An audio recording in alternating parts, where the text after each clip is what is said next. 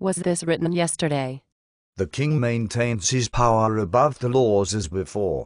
He appoints court toadies without merit or knowledge to important positions, without listening to the voice of the people. He allows officials to use the power of their office dishonestly, which squanders the wealth of the country. He elevates those with royal blood to have special rights more than the people.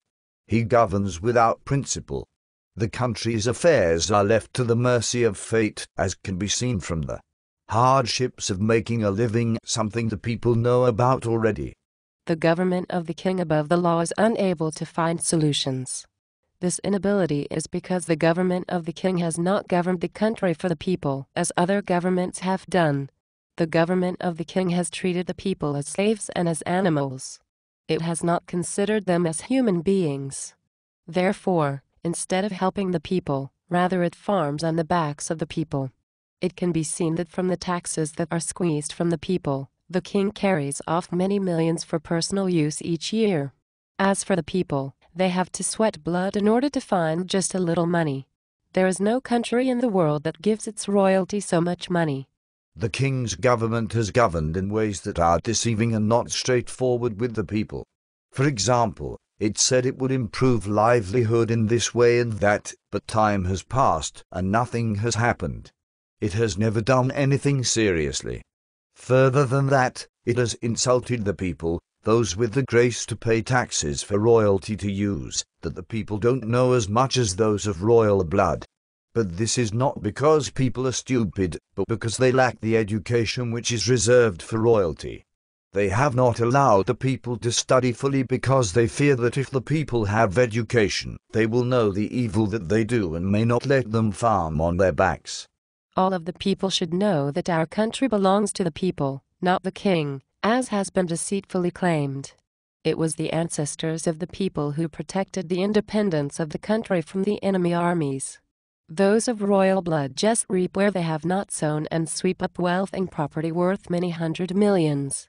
Where did all of this money come from? It came from the people because of that method of farming on the backs of the people. In truth, government should use the money that has been amassed to manage the country to provide employment. This would be fitting to pay back the people who have been paying taxes to make royalty rich for a long time. But those of royal blood do nothing. They go on sucking blood. All this is certainly evil. To correct this evil, a government by an assembly must be established, so that many minds can debate and contribute, which is better than one mind. The king must be under the law of the constitution for governing the country, and cannot do anything independently without the approval of the assembly of people's representatives. If the king relies with a refusal, for the selfish reason that his power will be reduced, it will be regarded as treason to the nation, and it will be necessary for the country to have a republican form of government, that is, the head of state will be an ordinary person appointed by Parliament to hold the position for a fixed term. By this method the people can hope to be looked after in the best way.